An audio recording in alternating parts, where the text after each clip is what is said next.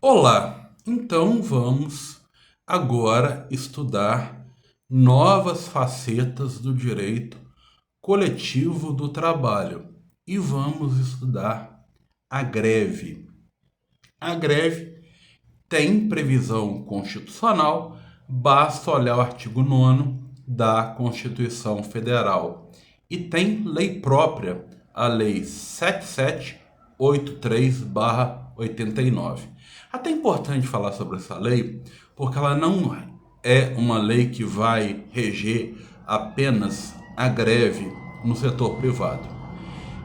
Servidor público tem direito à greve, tem lá isso no artigo 37 da Constituição, mas não existe lei que regulamente a greve do servidor público. Então, o STF, com uma postura adequada, disse que, enquanto não existe essa lei, ao servidor público aplica-se a lei de greve do servidor privado, do seletista. Cabe discutir a natureza jurídica da greve. Alguns falam que é um direito coletivo, alguns falam que é um direito fundamental de caráter coletivo, alguns falam que é um direito constitucional. O que eu acho importante, se você estuda para concurso, é conhecer é, o teor da banca e os autores mais cultuados pela banca. Isso é importante. FGV, CESP, tem pendores completamente diferentes. Então você tem que estudar o edital e conhecer a banca. Bem, a Vólia Bonfim fala que o direito à greve ele é potestativo. Ou seja, quem escolhe fazer greve, o momento de fazer greve, é o empregado. Inclusive dizer o seguinte: a greve é antecedida por uma tentativa de negociação entre empregado e empregador, entre sindicato dos empregados, sindicato dos empregadores. Se essas negociações não tiverem êxito, aí a gente pode falar em greve. Até porque a greve é um instrumento de autotutela. O grevista está procurando fazer justiça por conta própria, mas a greve deve ser legal, não pode ser abusiva. Isso a gente vai estudar durante o vídeo. A greve é uma paralisação temporária. Importante dizer isso. Você não pode ficar em greve o tempo todo. Esse abandono de emprego, o que vai gerar demissão por justa causa. Ela é uma atividade coletiva. Alguém me perguntou se um indivíduo pode decretar greve. Ele é o único empregado de uma empresa. Se a categoria dele tiver em greve, tudo bem. Agora, se não tiver em greve, é melhor ele pedir demissão ou abandonar o emprego. É melhor, inclusive, ele pedir demissão, porque ele vai ter mais verbas trabalhistas do que uma demissão por justa causa. A greve pode ser total ou parcial. A greve tem que ser pacífica. É o que o artigo 2º da lei de greve diz. Ela é provisória, como eu disse, sob pena de, em sendo permanente, existir o abandono de emprego. Cabe ao empregador respeitar a greve. O empregador não pode constranger o direito do empregado, da coletividade de empregados, de fazer greve. Os empregados têm, inclusive, o direito de divulgar o movimento. Se postar na porta, por exemplo, de uma empresa e divulgar o movimento grevista. Eles não têm direito de não deixar quem quer furar a greve trabalhar, mas divulgar o movimento eles têm direito. Basta olhar o artigo 6º, parágrafo 2º da lei de greve. Assim como tanto empregado quanto empregador, eu quero trabalhar, não quero ficar em greve. Ambos não podem impedir quem quer trabalhar de ir trabalhar a despeito da greve. Artigo 6º, parágrafo 3º da lei de greve. A greve, em regra, é uma modalidade de suspensão contratual. Então, em regra, ela é sem salário e sem contagem de tempo para fins previdenciários. Mas os sindicatos podem estabelecer, através de negociação coletiva, que a greve tem uma outra natureza, que ela seja considerada não como suspensão do contrato, mas como interrupção do contrato.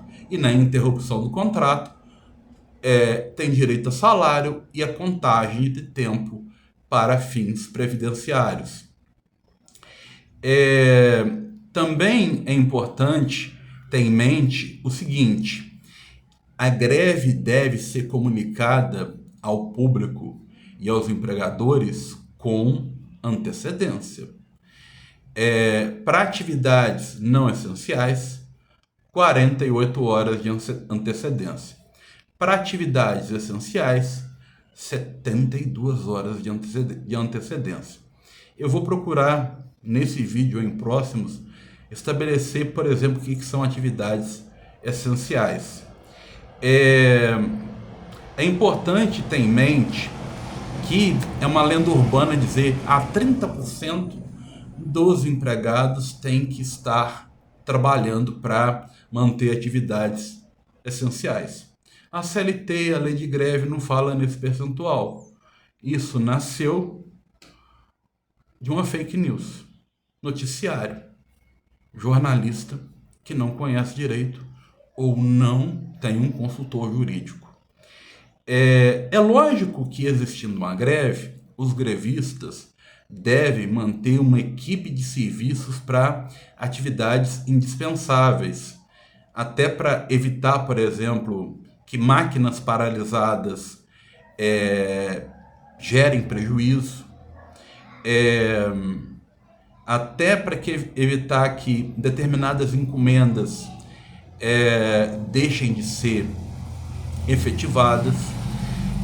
Deve existir um mínimo de equipe para atender essas atividades.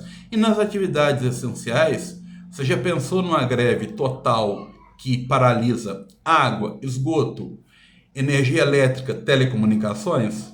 Então você tem que manter uma equipe mínima para manter esses serviços, sob pena de nós lidarmos com uma greve abusiva. E a greve abusiva retira vários direitos do trabalhador. Não cabe greve depois que foi feita a negociação coletiva e as reivindicações do operariado foram atendidas. Então não cabe mais manter greve. Inclusive, o direito à greve, ele tem que ter como base uma reivindicação que é inerente à relação de emprego. Eu quero aumento de salário ou melhores condições de salário, um plano de carreira melhor, por exemplo. Ela não pode ter como motivos relevantes questões que não dizem respeito às relações de emprego. Agora, se eu, após decretada a greve, negociação coletiva que acaba com a greve, mas cláusulas ou condições da negociação coletiva não foram obedecidas pelos empregadores, ou surgiram fatos novos e imprevisíveis que vão modificar substancialmente a relação de emprego, aí a gente pode falar em nova greve, tá? Importante ter em mente esses conhecimentos. Militar pode decretar greve? Jamais. Ele não pode decretar greve nem ser sindicalizado. Basta olhar o artigo 142, inciso 4 da Constituição Federal. Eu quero aderir a uma greve. Isso é falta grave? Se a greve não for abusiva, não é falta grave. Basta observar a súmula 316 do Supremo Tribunal Federal. Existem manifestações a respeito de greve que cabem ser estudadas. Por exemplo, o piquete, quando um grupo de empregados fica na porta do empregador, tentando aliciar outras pessoas para entrar em greve. Desde que ele seja pacífico, ele não é proibido. Basta observar o artigo 6º, parágrafo 3º da lei de greve. Agora, não cabe falar em lock-in, ou seja, a greve de invasão. Eu vou invadir o espaço onde eu trabalho. Cabe, inclusive, ao empregador a ação possessória, que tem como competência a Justiça do Trabalho. Outra coisa comum ao falarmos de greve é a Operação Tartaruga. Eu vou reduzindo a atividade paulatinamente. Isso já é um aviso para o meu empregador que eu vou entrar em greve. Eu vou trabalhando fazendo corpo mole. Eu já vi coisa em banco assim: o sistema não está funcionando. O sistema está funcionando. São os bancários que estão próximos de fazer greve. E, sem crítica à classe dos bancários, tá? Cabe também o boicote, que é tentar convencer a sociedade de que não faça relações comerciais com aquela empresa ou grupo de empregadores que ofende direitos trabalhistas ou, por exemplo, ofende normas de proteção da segurança e da saúde do trabalhador ou ofende normas ambientais. Num primeiro momento, o que eu tenho a falar de greve é isso. Em próximo vídeo, eu vou especificar mais aspectos da greve.